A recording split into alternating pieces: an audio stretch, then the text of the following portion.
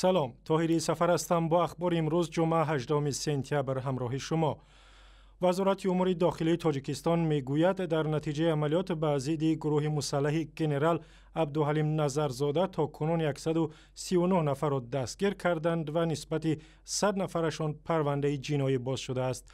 وزارت روز 18 سپتامبر با نشر بیانیه رسمی گفت در این عملیات 27 عضو گروه را کشتند و از آنها 650 سلاح و دیگر مهمات جنگی مصادره کردند و گفته وزارت امور داخلی بعضی از افراد مسلح لباس زنانه به بر کرده می‌خواستند بگریزند ولی دستگیر شدند.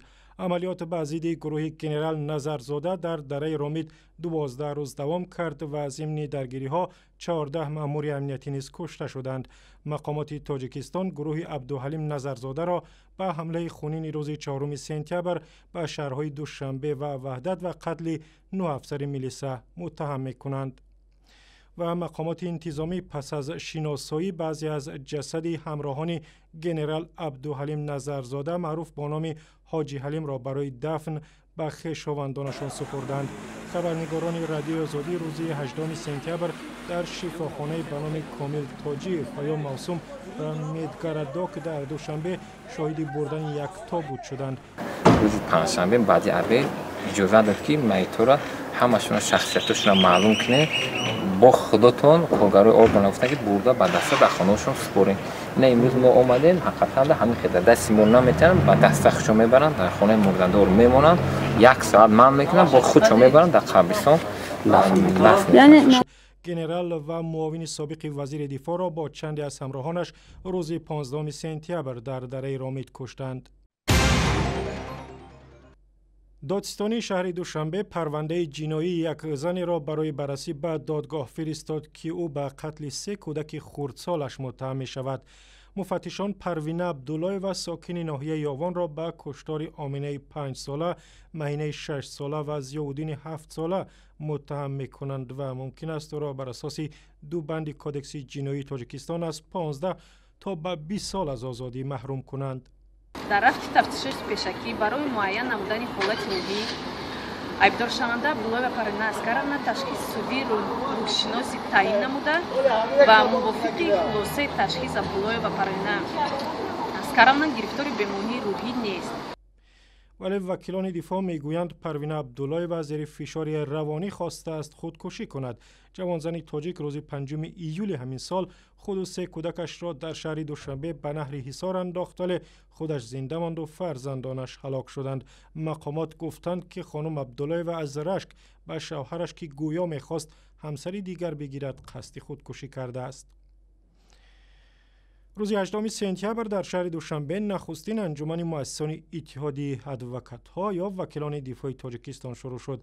با گفته مؤسسانش هدف تأسیس اتحادیه ادوکات‌ها بالا بردن اعتبار وکیلان دفاع و رفع مشکلات آنهاست که همه روزه ضمن کارشان روبرو می‌شوند.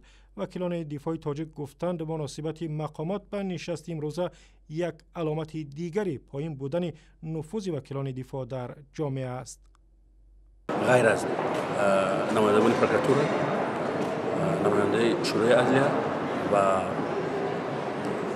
نماینده وزارت عدلیه، دیگر مقامات ها سود عالی، سود کنستیتوشنی، سود عالی اقتصادی،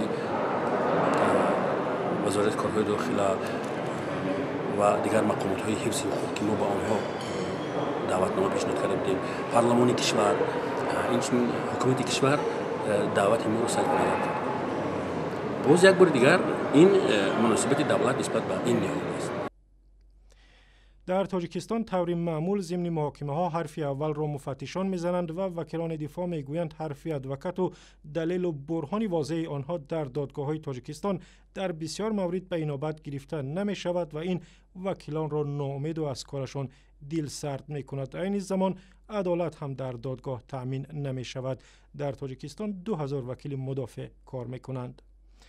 و در مسابقه дзیودو بین نورسان برای دریافت جام داردای که در قرقیزستان برگزار شد ورزشکاران تاجیک 3 مدال طلا، 2 نقره و 4 برنجی به دست آوردند. در این باره روز 18 سپتامبر از فدراسیون дзیودوی تاجیکستان خبر دادند.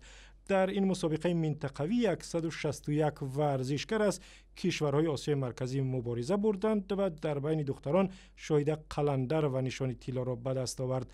در حساب عمومی دسته منتخب تاجیکستان با کسب 9 نشان مقام سوم را صاحب شد. و اخباری از این هم بیشتر در وبسایت رادیو آزادی، در صفحه های ما در فیسبوک، توییتر و یوتیوب و هم زمینه رادیو آزادی برای تلفن های همراه.